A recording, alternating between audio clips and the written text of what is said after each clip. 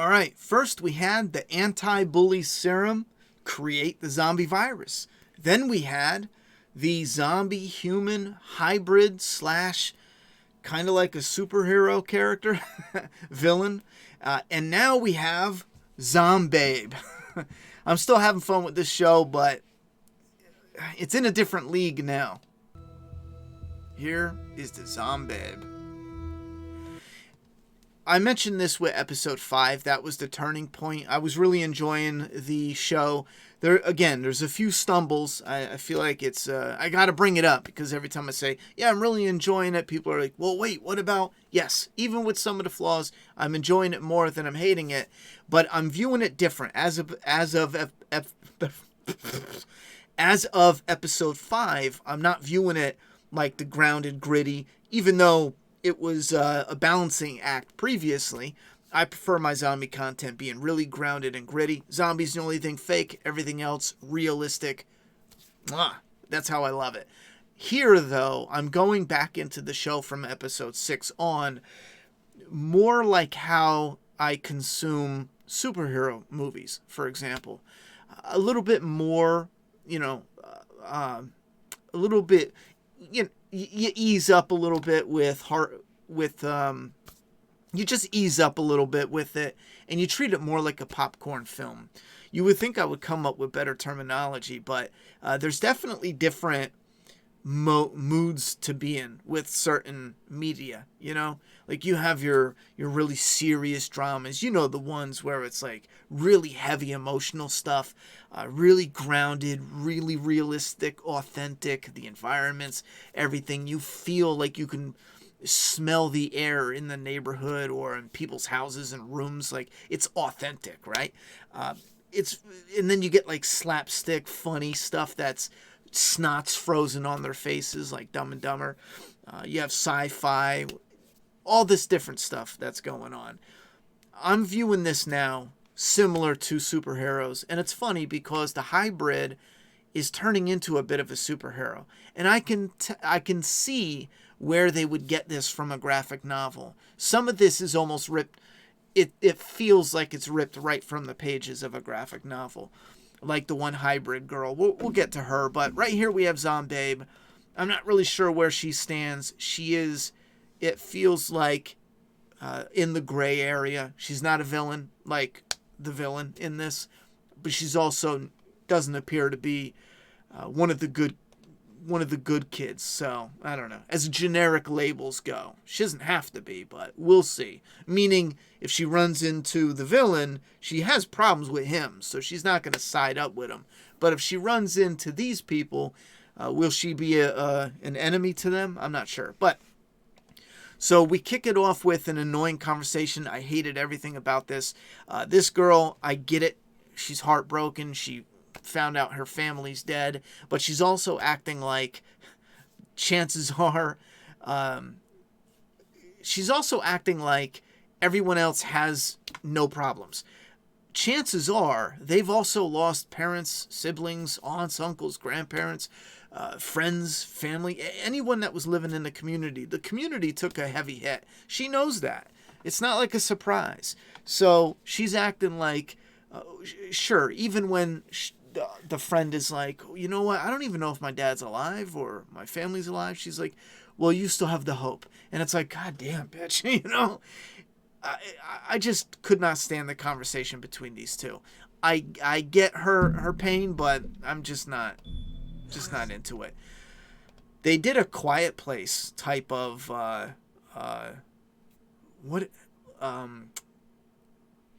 vulnerability with the hybrid zombies. This guy and the girl each recoil and they don't do anything with it. Now, I wonder if they're just sticking with the continuity of them having super hearing now, or this is a sign of what's to come to fight some of the hybrids in the future. I don't know. But they are going to make a plan to go and rescue their friend, and then they're going to try to get up to the roof. That is a big chunk of what's happening in these two episodes for 6 and 7. So they do the same thing, and I know I've read some comments where some of you feel it's getting repetitive, and I get it. But I feel like they're using the same technique that worked for them before. And I like the idea of being trapped in this area and navigating around the zombies. But yes, I agree. Let's move on after this. You've done it twice now. You could distract them and use decoys with sound. That's fine. But let's start mixing it up. Get a little creative. They get creative with other stuff. So, you know. And they sprinkle in a little bit of action here with the kid getting noticed and a couple zombies coming after the group. I like that. And then they run into the bully. What do you mean? One thing that gets frustrating, though, is the first thing I would say is, what happened to your face? Are you okay? Like, you know what I mean? No, there's like 4 people that run into this guy, and what happened? Are you okay? Is like the 5th thing they say. This guy looks like he took a serious head injury, and I wouldn't even be sure if he is with it. I don't know. How bad is the injury? Is he out of it? I don't know. First thing I would be like, yo, dude, are you all right? You look like you took a wallop to the face, bro. Anyhow, part of the dialogue, too, it feels like they're holding back, and it's not what characters would authentically say. Especially when they get into this next room where I wish I had a nickname. The neighbor boy, we're going to call him. You got neighbor boy and neighbor girl. They get into this room, and homeboy shows up late. Now, right away I'm thinking, get in here. They're taking that beat. Again, there's always a delay in between action and just talking, even when they're mad at each other. Even instead of having the conversations and interactions layered. And I'm a big fan of that. Especially when you're ramping up the tension. It's like music. Instead of a good beat hitting, every second. When it's really ramping up, like the Myers theme for Halloween, that thing's hitting. Same thing here. You have the conversation going. When they get into this room, I was expecting homeboy to be like, mention something about running into the bully villain. And obviously, he's going to assume he means dead, because last time neighbor boy left the bully villain was dead. We're trapped again, aren't we? As far as he knows. And that's where they notice the girl's arm is bit. So they interrupt him, so he doesn't have time to say, no, he's still alive, yada, yada, yada. And he told me this, that, and the third. And then they cut to something else. And then when they cut back, they're arguing about, what do we do with the hybrid girl? Because we don't know what she's going to do. And from that moment on, they went somewhere cool where the girl said they'll get there. I don't want to get too far ahead of me, but remember she held her best friend's hand? And she's like, no, I held her hand and it was cold. Her hand's warm. She's fine. She's not going to turn on us. Let's not throw her out. I like them using that aspect. That's good writing, though. Thinking about being in the environment, fleshing it out, having the characters feel, smell, all stuff like that. It really does help build out the world building. I'm not a big fan of making a mission for the dad to escape the quarantine zone. It's fine that it's in there. The part of me kind of feels like if he's already possibly contaminated, why wouldn't they utilize people like this that are willing to go back out into the shit to be like, all right, you're already partially contaminated. Get back out in the shit and, do something. But then again, if the government doesn't give a shit, or maybe that's the angle they're going for, then okay. I don't know. I kind of feel like they would be looking for volunteers. I would have bought that angle a little better. Like, here's the group for volunteers. How can he switch things around to get up, ahead of the list if there is one? I'm not sure. Anyway, or maybe there's an issue with the volunteers, so they got to work it out.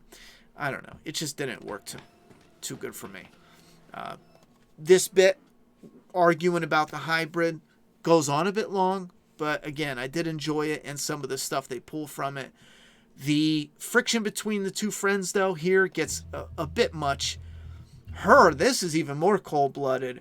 Her having the food, hearing them starving and thirsty. For me, there's zero redemption now. She did something grimy before, and now I'm like, okay, she better die. So I'm looking forward to that. I like what they did in this episode, but I think they really stretched it thin. Yeah, that's the best way I can put it.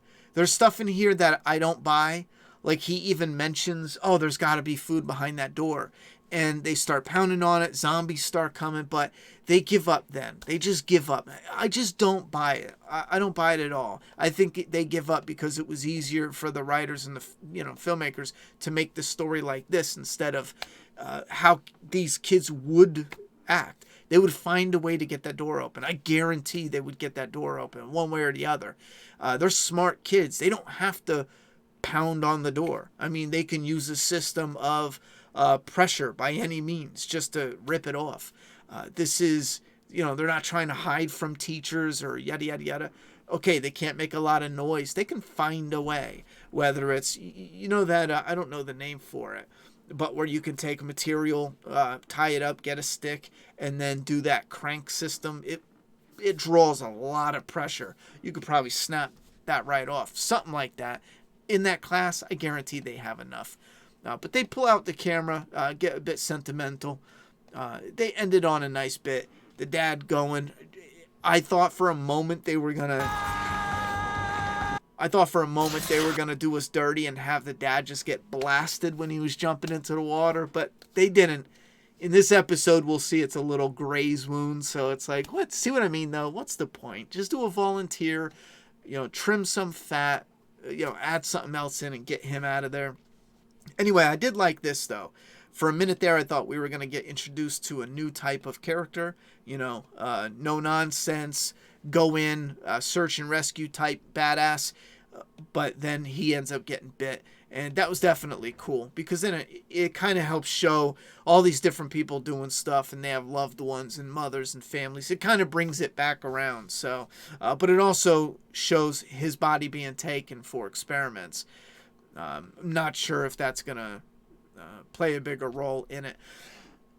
Now, I see comments about the drama and being made for a younger audience. That may be, this is where my personal life experience bias gets in the way a little bit. Because even when I was young, I couldn't care less for dramas that had to deal with relationships. It was definitely, Hollywood definitely programmed us to want to care about it because in all the cartoons, TV shows, movies, not all, but a lot, even made for a younger audience, there was always relationship crap, There's kissing and everything. I mentioned that when my daughter was younger, finding her stuff, and I made a comment to a girlfriend of mine. I was like, man, even for young kids, it's like you skim through stuff just to make sure things are appropriate. But you would notice, like, they got kissing and everything. And I'm not a big prude. I'm not saying, like, oh, she can't watch. There's kissing. It's just something I picked up on. I'm like, it's in everything. So there's definitely this, I don't know, young audience. Maybe it's adults, throwing it at them. But even when I was younger, I didn't give a shit. I just wanted cool stories. If it drug on, and I feel like it does, it is a bit thick here. I know, young love, puppy love, they do it with him and the girl, and I don't even mind it either. It's just the scenes drag on a bit. I'm just glad they're not doing some, that would have been a badass thumbnail. Hell yeah. Maybe I can use that one. Oh, I already did one. Anyhow. Yeah, that's better than the one I used. Oh, man. I already did one, though. Oh, no, it's too far away. Anyhow. I'm not...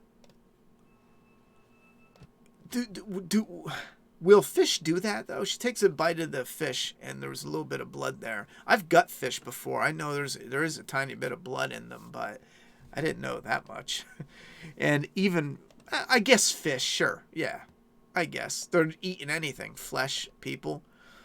That was pretty badass, though. But they have their this moment, I tell you what, this moment was badass. They have a bit of gore porn here where he just snaps his arm. The bone even comes through. For a moment, he said, yo, go over there and herd them up. I thought this is going to be a moment where he actually rounded them up and then, trapped them or sent them after him. But I dig this a little better. He gets up and he's just like, yeah, you know what? Screw you, man. I was thinking this guy's going to start building an army. You would figure, a hybrid. Maybe he wants to be the only hybrid. I don't know, but I'll hear you. yeah, I can't show it because YouTube will go crazy. But yeah, he snaps his arm. Well, there you go. He snaps his shit. That was awesome. So now they're going to make their plan to get up. I like the dad, though. The dad's cool as shit. Yeah, he's badass. So they're going to make their plan to get up to the roof. And we have the archery group. I'm still hyped to see them unite, even though I keep forgetting, I keep forgetting that's her brother in the group, because a part of me is thinking like, okay, it's cool because I like the two groups. So when they unite, maybe they could be stronger, take on the villain or something. But they don't know each other. Then I'm like, oh yeah, the brother is there. So that should be at least some connective tissue. And the comedic stuff here, I like the cop. He's growing on me. The goofy, they're doing an odd couple thing here. The goofy partner gets a little too goofy, a little too over the top in this one. But I dig this here. We get more zombie action. They're walling it up. They do vibrate and shake the camera a bit much. We do get more of the government stuff here. And it's tricky, though, because the government will say stuff that is good for the people. Like, oh, we need to do this or do that. And this has nothing to do with current government. I know I got a comment and I was just like, bro, that's not at all what we're talking about. We're talking about the government making a good call for the people in this one movie at this one point in time. We don't even know if they're going to show the government to be good, bad, or what. Usually, chances are it's going to be bad. It's usually always bad. I think it'd be nice in a zombie movie to just have, not for the sake of saying, that's another thing I hate. If you show a good government, it's, oh, you can't say that, governments are bad. Well, in the movie, it'd be a nice surprise to show them as good for once, for the movie's sake, if it fits. But I don't know how to take it, because the army people do something good. But I don't know if it's just a front, if they're, playing the long game. I don't know yet, so we'll see.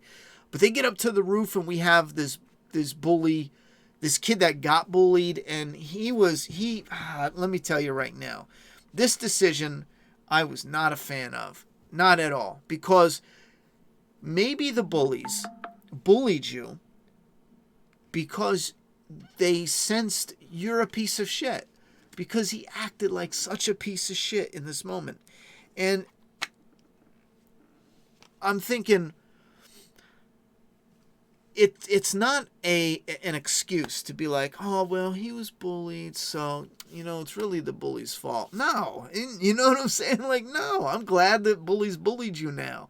But maybe they saw something in you that we didn't see. That deep down inside, no matter what, you're an absolute piece of shit. Because what does he do? This isn't a small thing.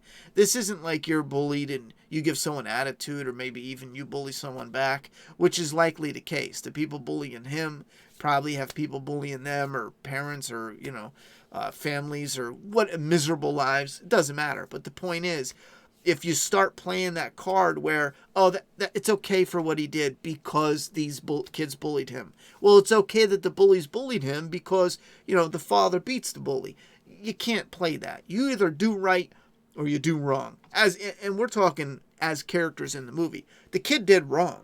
And I think he's a scumbag. And now I'm glad he got bullied. Little bitch. He did some scummy shit. He's on the roof. And he locked it up. And then it gets even worse. And this is the one aspect I take away from the movie. The character wants to be a scumbag, fine.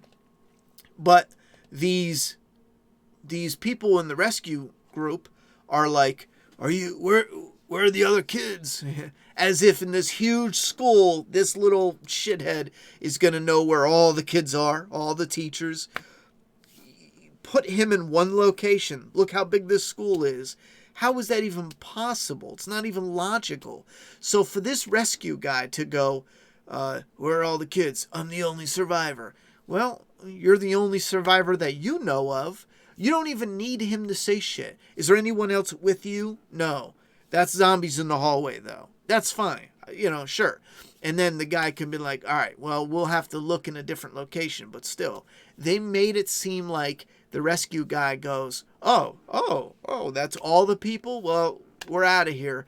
They wouldn't do that because you would know this kid obviously can't know where everyone ran and hid at. There's no way he would know that. Nobody with a working brain would even make that assumption. Anyhow, we do get a badass part. Obviously, they're trying to get through. It's loud. And then we have the bully villain coming up.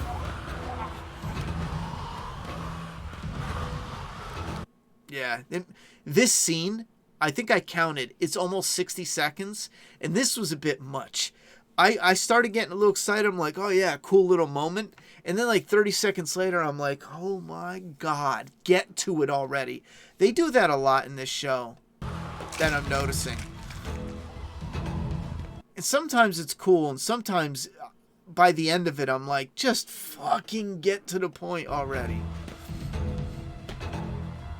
I don't even know why he's carrying the zombie either. I'll be honest. Is it so they don't see him coming? I don't know. Like, that doesn't matter anyway. Wait a minute. Is she supposed to be somebody? Let me think. Is she supposed to be somebody we know? Is that the girl's friend? That would have been badass if she's that girl's friend. Is she?